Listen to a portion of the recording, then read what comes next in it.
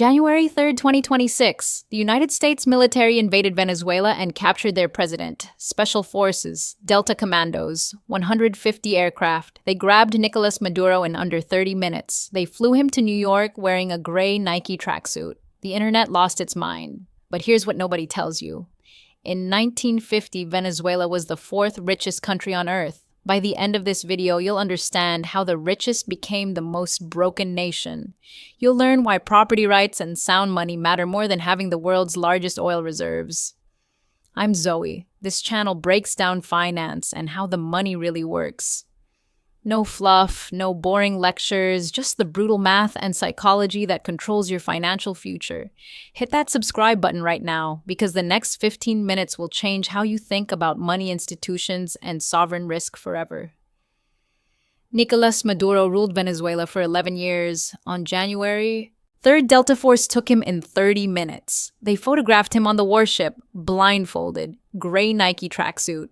The photo went viral in 12 hours. That exact Nike sweatsuit sold out on multiple websites. A dictator became a meme. Peak internet absurdity.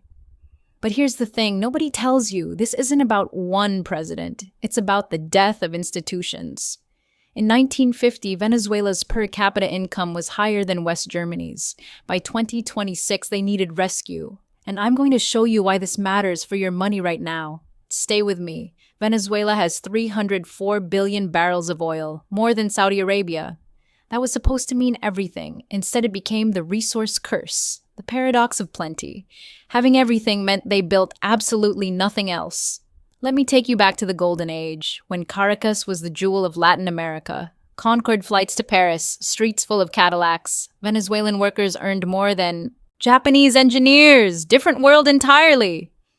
1950, Venezuela per capita income $7,424.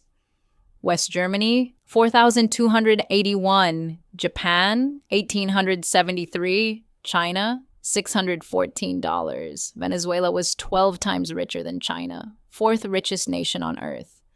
Only America, Switzerland, New Zealand ranked higher. Europeans fled post-war poverty to Venezuela. Millions came seeking the Venezuelan dream. The Bolivar was rock solid, one of strongest currencies globally. Caracas had regular Concorde service. Paris, London, direct flights. Only Latin American city with that status. Streets filled with American Cadillacs. Luxury was normal, not exceptional. 1973, OPEC embargo. Oil prices quadrupled overnight. Venezuela became Saudi Venezuela. Petrodollars rained down. Government spent like there was no tomorrow. Food subsidized, healthcare free, transport cheap, education covered, highest. Paid workers in Latin America. But here's what nobody saw coming. They stopped building everything else.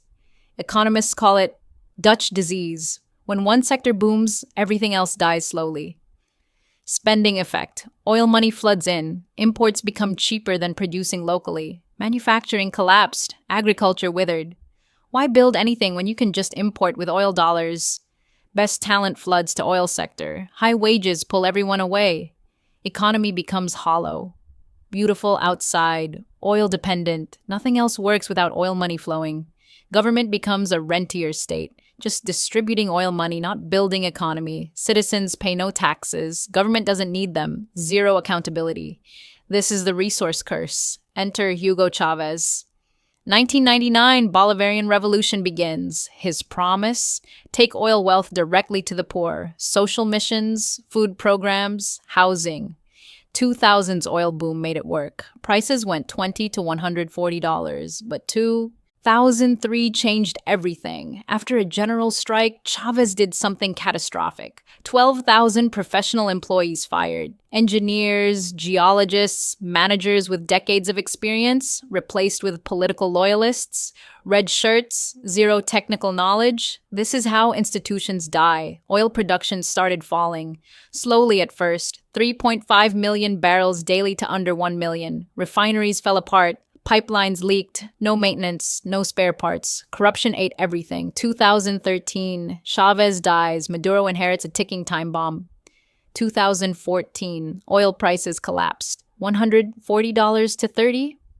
Venezuela had zero backup plan. Government budget depended 95% on oil. Revenue vanished overnight. Maduro's solution? Print money. Literally just print bolivars to cover the deficit. Economic suicide. Hyperinflation started. 2014, 100%.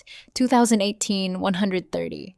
1,000%. The bolivar became worthless. People used bills for origami, cheaper than buying paper. Official rate, 10 bolivars per dollar. Black market, 200,000. If you had political connections, buy dollars officially cheap. Sell black market expensive. Instant millionaire. By 2018, 90% of Venezuela lived below poverty line. The Maduro diet, dark joke. Average Venezuelan lost significant weight. Starvation, not choice. Supermarkets empty, lines for hours, no milk, no meat, no medicine. 7 to 8 million Venezuelans fled. 20% of the entire population. Gone. Caracas went from fashion capital to failed city. Roadblocks, gangs, darkness. Now let's talk about what this means for investors. 2007, Chavez started seizing private assets. Owens-Illinois, world's largest glass manufacturer. Chavez ordered military takeover on live television. His claim? Public interest, domestic development. Reality? Production collapsed. 60% immediately under state management. Owens-Illinois won arbitration. $455 million awarded. Venezuela never paid. ExxonMobil, 2007. Cerro Negro project seized. Massive heavy oil operation worth billions. 18 years of litigation. 2025, Exxon finally gets judgment recognized. Nearly $1 billion, tens of billions in unpaid international awards. Venezuela locked out of global credit markets completely. Here's the investor lesson. High yield opportunities without property rights equal total capital loss. Property rights aren't boring legal details. They're the foundation of every dollar you invest anywhere. Venezuela has the world's largest proven oil reserves, 304 billion barrels, more than Saudi Arabia. But most is extra heavy crude, high viscosity, high sulfur, difficult to pump, harder to refine. Needs expensive upgraders, complex refineries, mix with diluents, transform into marketable oil? Under Maduro, these upgraders fell apart. Production collapsed from 3.5 million barrels daily to under 1 million. No spare parts, no skilled workers, rampant corruption, perfectly designed failure. 2024 election. Evidence showed Edmundo Gonzalez won 65 to 31%. Maduro declared himself winner anyway.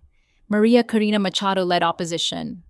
Won Nobel Peace Prize 2025. Spent year hiding from regime. United States claimed Operation Absolute Resolve was law enforcement, not invasion, based on 2020 indictments.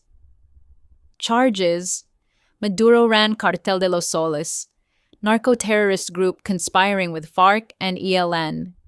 Federal indictment alleged conspiracy to flood United States with cocaine, using state resources for drug trafficking. January 3rd, 2:01 a.m. local time. Operation Absolute Resolve launched. 150 aircraft from 20 locations. Not traditional invasion, selective aggression model, surgical special. Operations forces, not broad occupation.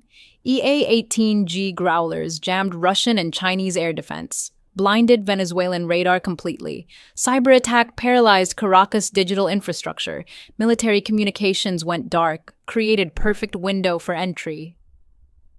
F-22 Raptors and F-35 Lightning penetrated airspace. Precision strikes on command centers. La Carlota, Fuerte Tiuna. Delta Force Commandos, 160th Special Operations Aviation Regiment, raid on Maduro compound under 30 minutes. Nicolas Maduro and wife Celia Flores captured. 0 American fatalities. By 0429, they were aboard USS Iwo Jima, flown to New York. Face charges for narco-terrorism, cocaine importation conspiracy. January 5th appeared in Manhattan federal court, pleaded not guilty, claimed prisoner of war status, U.S. rejected, called him criminal defendant. Trial scheduled resume March 17th. If convicted, faces up to 40 years prison. Trump released photo. Maduro, blindfolded gray Nike Tech fleece aboard warship, stripped of presidential aura entirely. That exact tracksuit sold out on websites within hours. Dictator became fashion meme, from head of state to defendant in athletic wear. Total erosion of Bolivarian Republic prestige. Complete collapse. Delcy Rodriguez sworn in as acting president January 5th.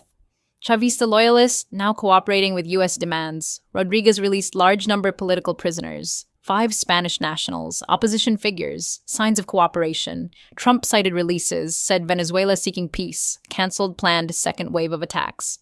Current status? Gray zone, U.S. military presence, Chavista acting government, popular opposition, nobody fully in control. Trump met American oil executives, discussed re-entering Venezuelan market. Industry analysts estimate $183 billion needed. Recovery timeline? Could take until 2040, $35 billion just for initial stabilization. 1. $110 billion for medium term. Oil companies demand total security. They'll only invest if dealing with U.S. oversight, not Venezuelan bureaucracy. Future likely involves petroleases. Foreign companies manage extraction. U.S. distributes revenue to reimburse intervention costs. This represents Monroe Doctrine. Monroe Doctrine updated. Decisive unilateralism, resource recovery, exclude China and Russia from Americas. Cuba extremely vulnerable. Venezuelan oil was backbone of their power grid for decades. For China and Russia, losing primary South American ally represents major strategic setback. U.S. reasserting regional control. Here's the ultimate lesson. Natural resources mean nothing without institutions, property rights, sound money. For investors, Venezuela proves stability and rule of law are more valuable assets than world's largest oil reserves. From fourth richest nation to failed state requiring military intervention. 76 years of total collapse. Never forget the human cost. 7 million fled, 90% in poverty, starvation, medicine shortages, families destroyed. Recovery timeline, 15 to 20 years minimum, $183 billion in investment. Century-defining project. For Venezuelan people, end of Maduro offers new hope. But transition from failed state to democracy, still uncertain. For global markets, this reshapes energy logistics and political boundaries of Western Hemisphere in real time. Why does this matter for your money? Geopolitical risk affects oil prices, market stability, investment decisions, portfolio allocation. Rule of law and property rights aren't boring details. They're foundation of every investment you make. Sound money preserves wealth.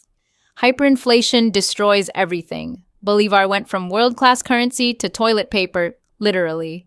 If this changed how you see the world, hit that subscribe button right now. We break down finance that actually affect your money. Real analysis, zero fluff. New videos daily. Venezuela had everything. Oil, wealth, talent, natural resources. They lost it all by destroying institutions. This isn't just about countries. It's about you. It's not about budget. It's about identity. Are you building or consuming? Boring stability wins. Always has. Always will. Venezuela proves it tragically. Understand the world. Protect your wealth. See you in the next one.